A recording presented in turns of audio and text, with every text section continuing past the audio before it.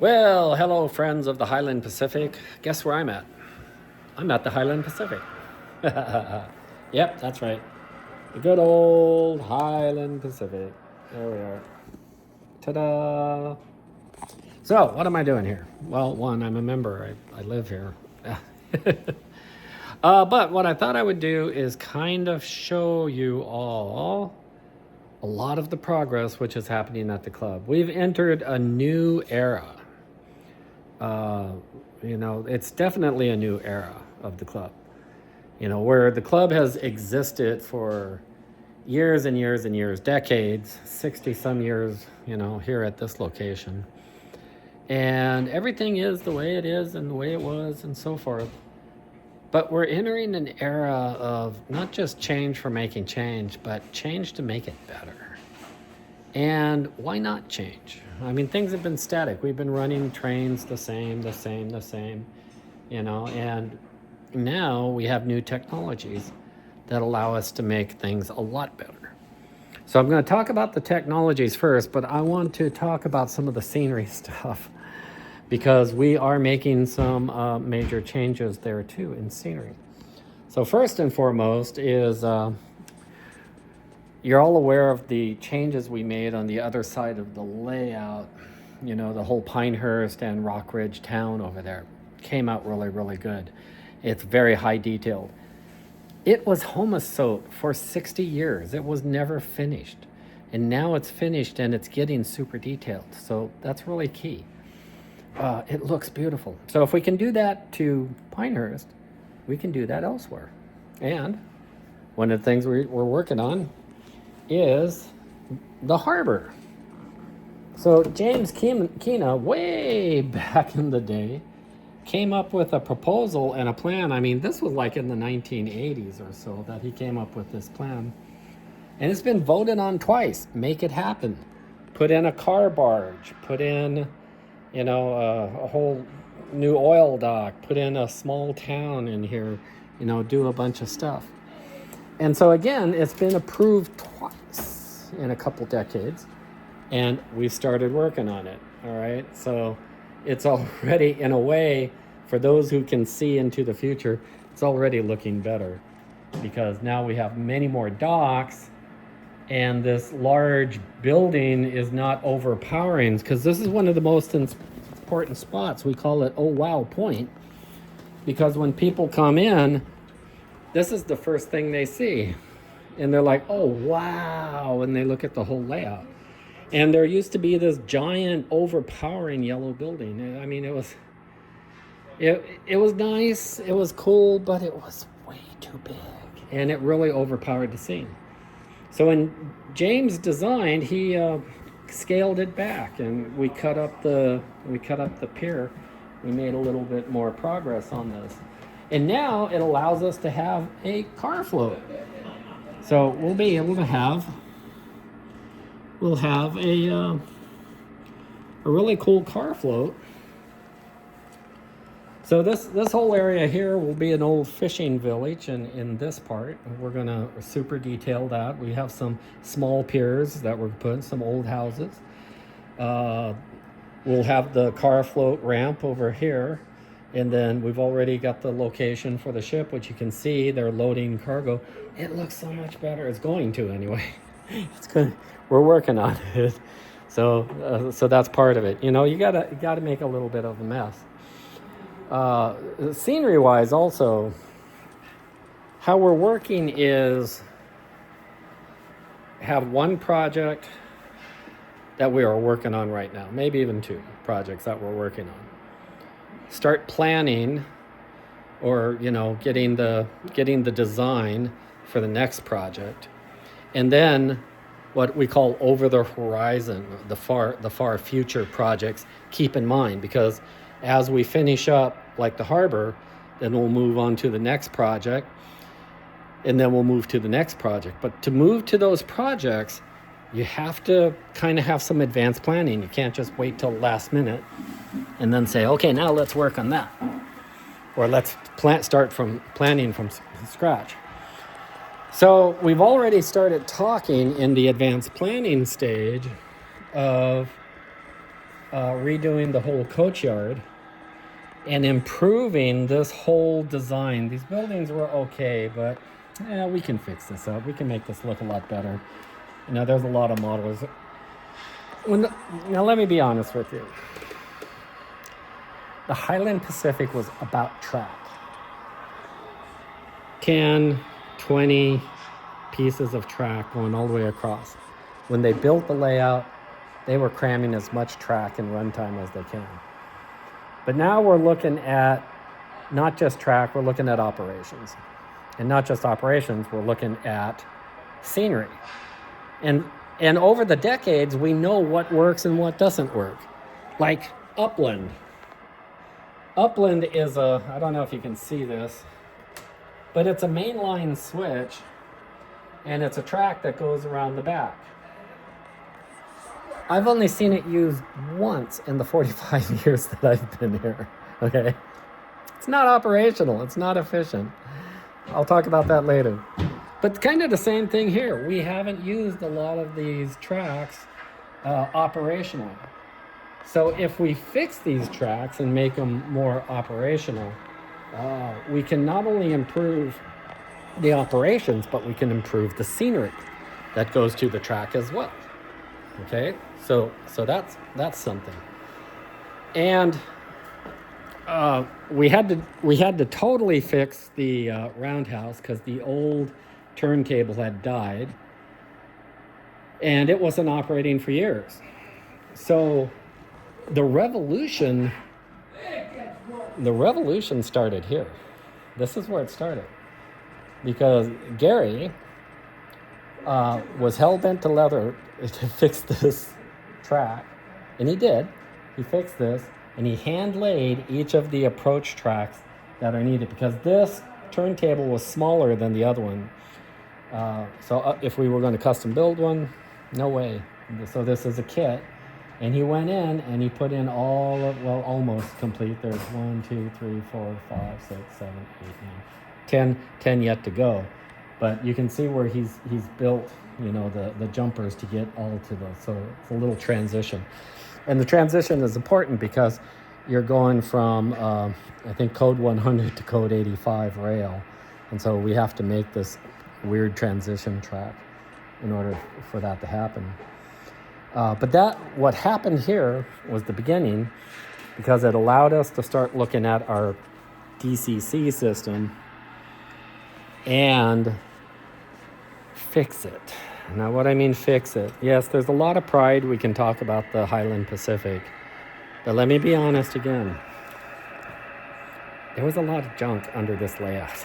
There was a lot of fix it for open house and then fix it and forget it.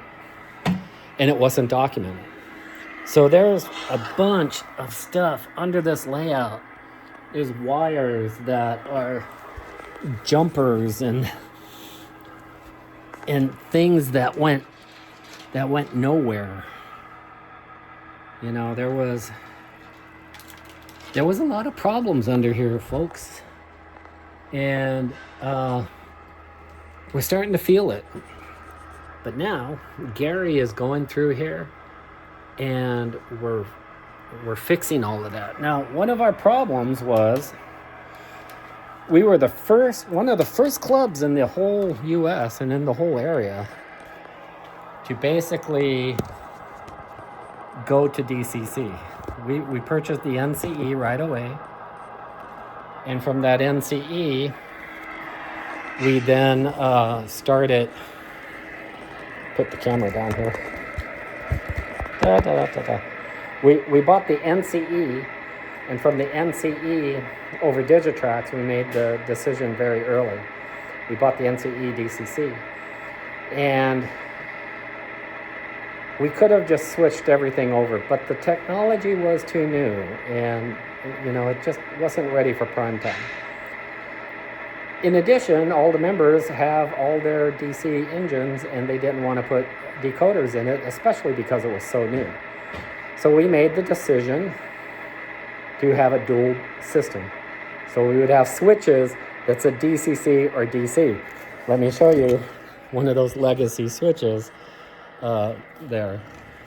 There you go. right there. DC versus DCC.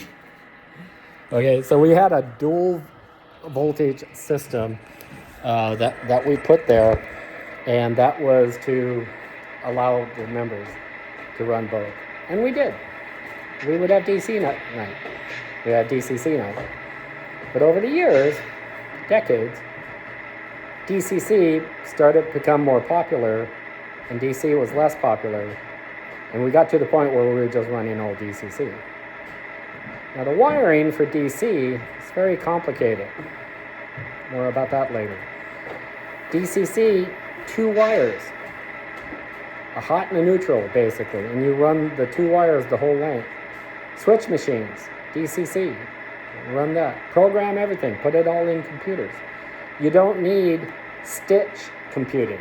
What I mean by stitch computing is in DC, you actually have, you have to have a track plan, and then you have to have the cabs and the local control, and you need relays to run that DC between each of those tracks. And that all has to be, because you don't want 2 cabs to run the same piece at the same time. So you'd have to have one switch, and it would throw a relay, and then that person would do it. So that's all hard-coded. That's all stitched in. But in DCC, you don't need none of that. It all goes away. You throw that all away. Everything's done via computer. You can actually run 2 trains on the same track, 3 trains on the same, 5 trains on the same piece of track in the same block. Or you can run consists. You can run them head on if you want, or even by accident. You can do that. Okay, so it becomes more of a real railroad, and the real operations are more realistic, but it becomes a lot simpler for us to wire this up. And so thus, this is why all the rewiring is happening on the DC. We passed back in, I believe it was October or July meeting. Maybe it was July meeting, I can't remember. But one of the meetings last year, a motion was brought up to make the club DCC only, and it passed unanimous. Even the proxies voted for it. And so we passed that, and now the work has been going around. The first thing to be done was the bid system. So the turntable, and then we worked our way down the bid, and the bid used to be the actual word. Now we're calling it the Blue Island District, just for heritage sake. So the Blue Island District is, of course, the one local line that goes all the way through to Bayshore, goes all the way to the backside of Vista. So that was the first piece done. And then it went to the second piece, was the engine shop. And then it went around Blue Island. And so that piece was done. Then we went back the other way. Went back through Vista, through RDY2, which in RDY1, went through there, and then through Vista RDYs on the top side. Then eventually went down into West End and into Vista Yard down below. Now, our hero extraordinaire, Gary here, as you can see working live, is No extraordinary. is actually going down the main line. And so the main line is now being rerouted all the way around from 110 to 120, up and around to 130, and right now we are at Del Mar. Now, turns out there's a lot of wires in Del Mar that were in bad shape, and a lot of track work which was in bad shape. Switch machines not even hooked up. Whether they were disconnected or they were never hooked up, we don't know. But there was a lot of operating problems in Del Mar area. Gary has found a lot of those, and now a lot of new solder. You can see there's new solder on the tracks. The tracks have gotten new maintenance on them. tracks have been fixed, re-gauged, new electrical is going in, and so now Del Mar is being fixed. And as soon as this is all working, then we head out on 140 and 150 and on our way. Will we make it by open house? Maybe. Maybe not. If we don't, we'll have to come up with some type of operation plan. Maybe just run the bid system and run the show loop. But maybe it could also happen. We don't know. We're all rooting and cheering on, and Gary's got his eyes set on the target, and and We will have an open house. oh, we will have an open house, and we will have running trains. Yeah. But it may, be a little different. We might have to do some push-pull operations in some cases. But we'll see. We'll see how far we get on the main line.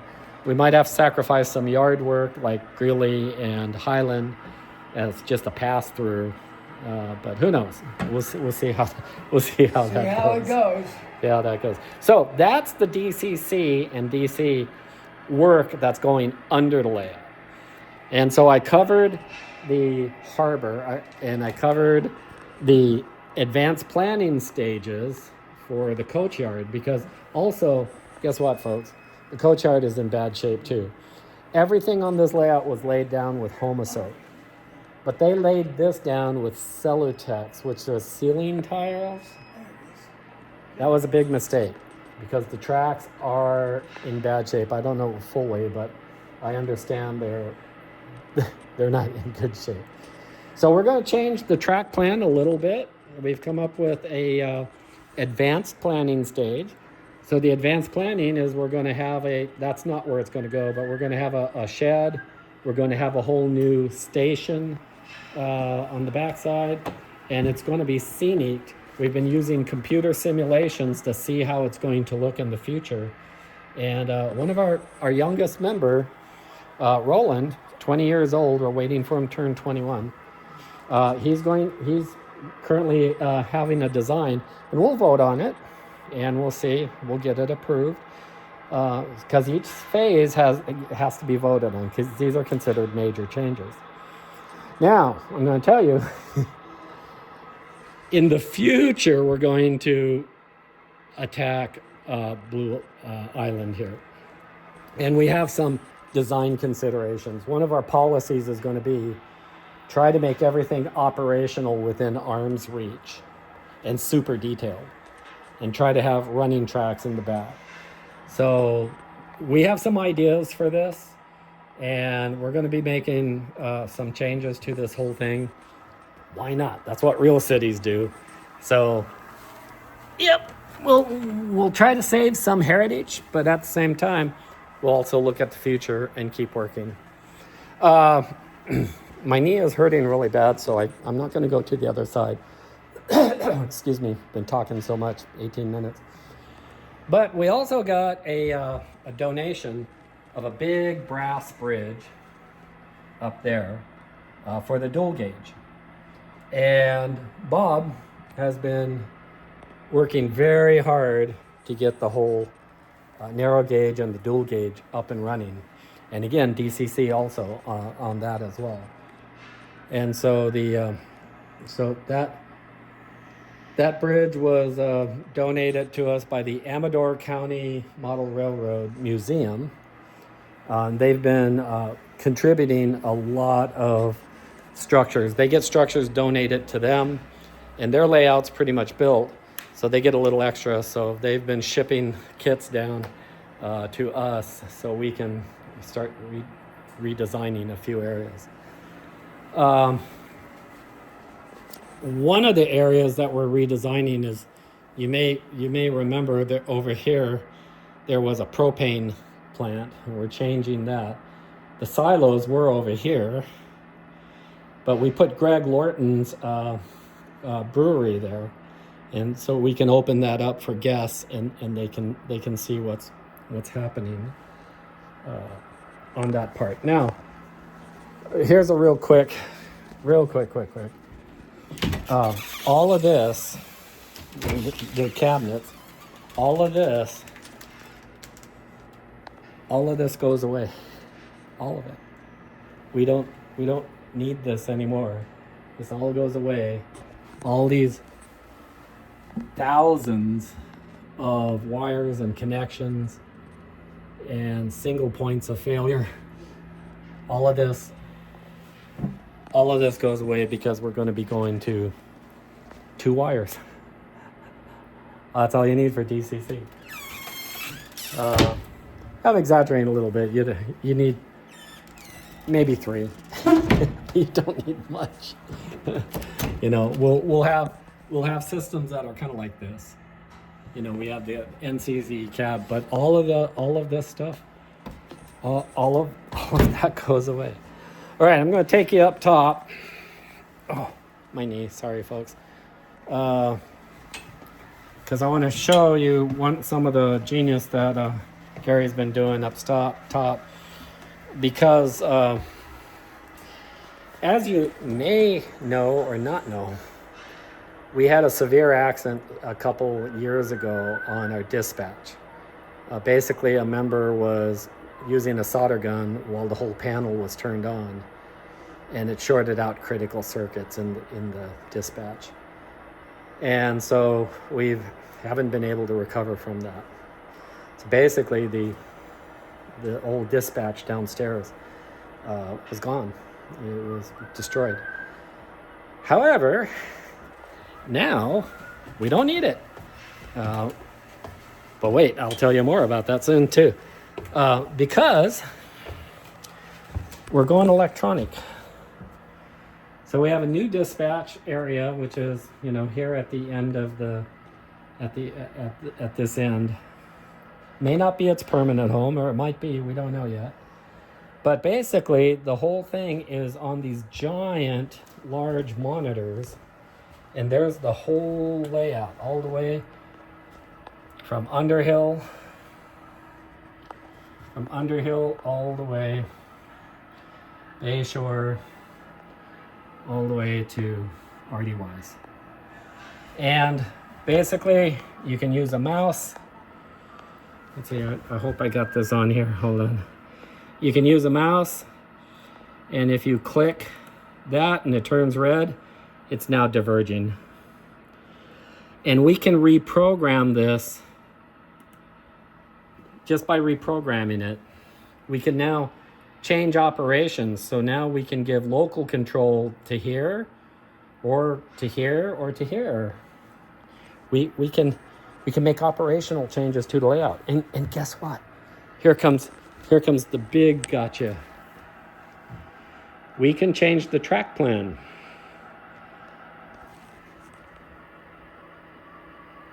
Yes, we can change like a track plan because it's not hard coded to the panel. It's not hard coded to the relays, and it's not hard coded to the wires. So now that allows us to revamp entire areas. So thus, the coach yard is going to get a new track plan for the coach yard. Because, why? Because we can, and we can make it better. There is a proposal to have the bid system, Blue Island District, a local main, not a full main line, but a local line with a passing siding. Okay? Garrett, what do you say, Gary? Is that what you want? Yeah. Oh, yeah. That was actually Gary's idea. But again, that's in our FAR planning stage. And so to do that, and to make our changes in Blue Island there, we can rearrange the tracks now. We can take it all the way down to the plywood, rearrange the tracks, and build up the scenery again, and better, and high detail. It's all possible now in this new era. So yeah, just like we did on the back shelf, where the detailing is pretty high, and we're still not done with that because you're never done with super detailing. But it looks so much better. And everybody's excited. We got members joining to work on the layout. And now everybody used to just run. And now it's a healthy mix of working and running. And because now people have different tasks that we are doing. We went back to the old organization of the club where we used to have department heads, and then we had committees under each department head. It was the 4 dragons, now we have 5. We went back to the 5 dragon leadership where we have 5 key departments. And now we have, so I'm the scenery department head, so I'm one of the dragons, but I have a project manager for the harbor, and we have a project manager for Del Mar, because this plan has been approved. The city has been approved. That's still under design. And then Blue Island is way over the horizon. It's not even being talked about yet. Well, it's being talked about, but not planned. Pre-planning. Yeah, so Blue Island is pre-planning. Coachyard is in planning. Del Mar has been approved, and the harbor has been approved. So what are we talking about with Del Mar? Well, one of our members, Ray, he looked at our passenger station, and if you notice, you don't see the passenger station. The passenger station is buried way, way, way in the back. And even if you go all the way to the back, you don't see it. It is literally swallowed by the city. Where is it? It's right there. It just looks like a building from the side. You can't really see it. And it's kind of German looking, which is okay, but we're Southern California. So that's the station way back there. So Ray had a good idea. You know, we went visiting a couple other clubs, and their Union Station is very prominent. HP needs to be prominent too. So he's going to relocate the station. We're going to make a whole new, probably scratch-built station on the front of the platforms there, facing this way. So when you come in, you'll say, that's a Union Station. All right? So that's going to be pretty cool. So that's kind of a big status. Oh, wait, but there's more. So I said that this was no longer able to be used because of the fatal accident that happened. However, you want to tell us about this part? Well, we can make this operational by adding LCC modules to the back of it. What's LCC stand for? Layout, command, and control. Dun, dun, dun. Of which we're using right now to throw the switch machines Right. all around the layout. So now, by using that DCC system, using the layout control, we can now breathe new life back into this panel, and it will live again under the new system. So we're basically phoenixing it. It's rising from the dead. Yeah. Right, but not a priority right now. Priority is we're still working on. It's still in the future. It's still far future on this one. But that's the hope of this whole new system. That's the hope of what's going on. We did add a new information wall, kind of shows the track layout, kind of shows an idea of what it would look like if it was a Dungeons and Dragons things. We got some of our stats we show our supply chain lines, and we also added something new too. We cleaned up the board. We added a tribute to good old Jerry Brooks. Jerry Brooks used to keep this train in a box, and we added lights, and we're featuring his train on permanent display because it is Highland Pacific. He worked so many years and decades on this train, and so we lit up. See, it's the only one lit up. Very hard to get into. And so we made this one as a tribute to him as well. So I hope you enjoyed this mega update. Wow, 30 minutes. Holy crap. I hope you enjoyed this mega update. You can keep tabs on my YouTube channel, Desert Charlie Videos, where I'm uploading content, which is probably where you'll find this one. And yeah, I think we're making progress. What do you think, Mr. Superintendent? I like the way things are coming out. It's been too long since anything has happened around here, and what is happening around here is amazing stuff.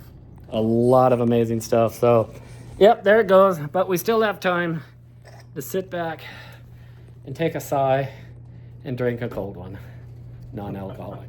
No. Cheers. All right, all aboard. Catch you on the far side.